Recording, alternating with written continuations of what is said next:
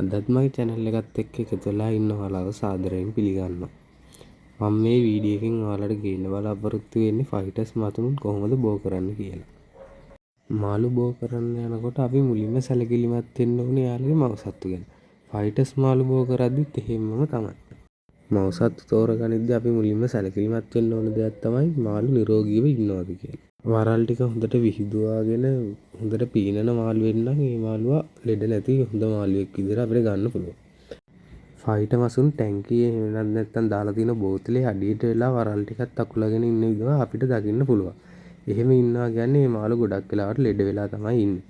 මාළු බෝ කරනකොට ඒ වගේ මාළු අපි තෝරගන්න හොඳ නැහැ. ඒ වැනි මාළු තෝරගත්තට පස්සේ අපිට නිරෝගීමත් මාළු පැටවු ලබා ගන්න බැරි වෙනවා. එතකොට යාළු ඉක්මනට මැරෙන්න බලනවා. සමහර වෙලාවට ඒ වගේ මාළු දැම්මට පස්සේ බිත්තර නොදා ඉන්න වෙලාවලුත් තියෙනවා. ඒ නිසා ඔයාලා ෆයිටර් මසුන් බෝ කරනකොට නිරෝගීවත් මවුසතු තෝරගන්න ඕනේ. මේ ටැංකිය තමයි මම දැන් මාළු බෝ කරන්න තෝරගත්තේ. මේ ටැංකියේ දිග අඟල් 18යි පළල අඟල් 9යි ටැංකියක් තමයි මේ තියෙන්නේ. අපිට සාමාන්‍යයෙන් බෙටා මාළු බෝ කරනකොට ටැංකියේ උස එච්චර බලපාන්නේ නැහැ.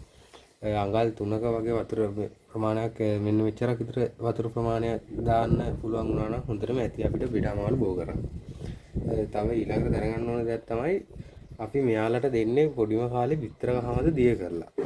එතකොට පොඩි ටැංකියක් තෝරගත්තට පස්සේ සමහර වෙලාවට අපිට දවස් 3ක් විතර බිත්තර කහමද දෙන්න වෙනවා. එතකොට මාළු පැටවු වතුර පල් වෙලා ඒ කියන්නේ ඉතුරු වෙන බිත්තර කහමද ටික වතුරේ පල් වෙලා ඇමෝනියා වැඩි වෙලා මාළු පැටවු මැරෙන්න පුළුවන්.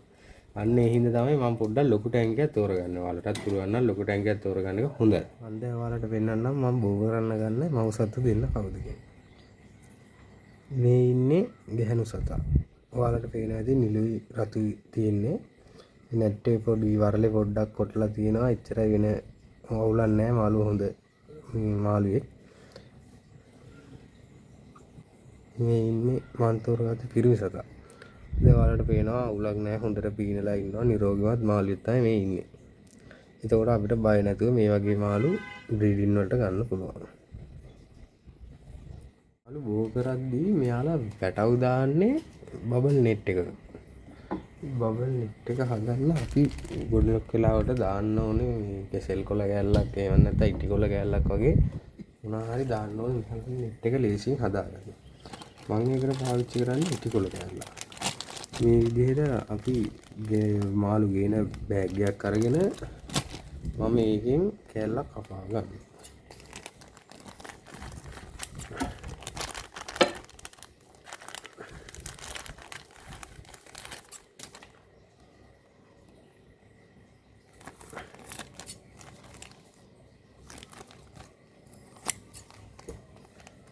මේ වගේ ඉටිකොල කෑල්ලක් හොඳටම ඇති මේ මාළුන්ට බබල් නෙට් එක හදලා පිටර ටික අලවන්න.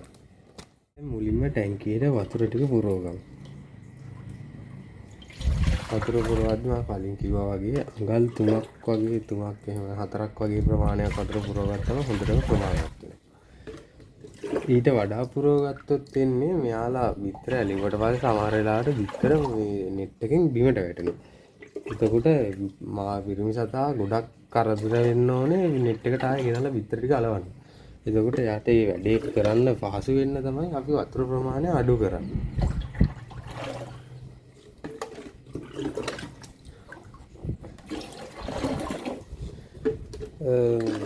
මෙන්න මේ ගාන විතර දැන් අපිට වතුර දැම්මම ඇත්ත මාළු ටැංකියේ මෙතිලින් බ්ලූ ටිකක් එකතු කර ගන්නවා. ඔයාලට විවිධ වර්ගවල මෙතිලින් බ්ලූ කඩේ ගන්න තියෙනවා. මෙතිලින් බ්ලූ දාන්නේ ඇයි දන්නවද? ඒක දැම්මට පස්සේ මාළුන්ගේ බිත්තර සමහරලාට කුණු වෙනවා. ඒ කුණු වෙන එක අඩු කරන්න තමයි මෙතිලින් බ්ලූ දාන්නේ.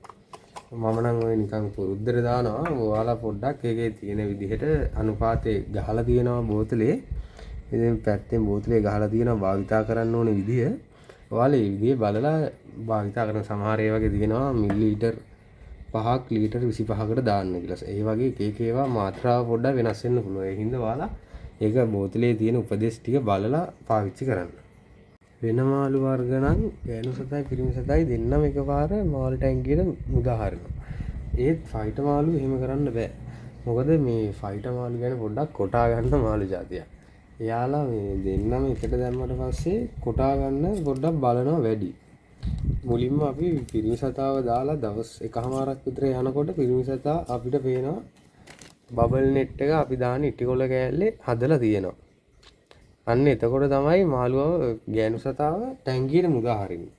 එතකන් අපි කරන්නේ මේ වගේ ජෑම් බෝතලයක් අරගෙන ඒකට වතුර පුරවලා මේක ටැංකියට දාලා ගෑනු සතාවේ ඒ විදුරු බෝතලේ ඇතුළට දානවා.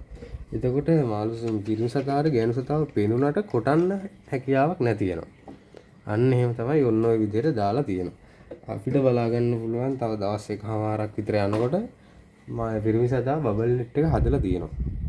පොඩ්ඩක් හොඳට බැලුවොත් ඔයාලට පේනවා ජෑම් බෝතලයට මං වතුර දාලා තියෙන්නේ ටැංකියේ වතුර මට්ටමේ ගානට විතරයි. ඊට වඩා දැම්මොත් එන්නේ ගෑනු සතා වතුරෙන් ටැංකියේ වතුර ගානට වඩා උඩට වෙලා ඉන්නේ. එතකොට පිරිමි සතාට ගෑනු සතෙක් ඉන්නවා කියලා පේන්නේ නැහැ. එහෙම වුණාට පස්සේ පිරිමි සතා බබල් නෙට් එක හදන්න නැති වෙන්න පුළුවන්. පිරිමි සතා බබල් නෙට් එක හැදුවට පස්සේ ගෑනු සතාව අපි ටැංකියට මුදා හරින විදිහ ගැන මම ඔයාලට ඊළඟ වීඩියෝ එකෙන් ගේන්නම්.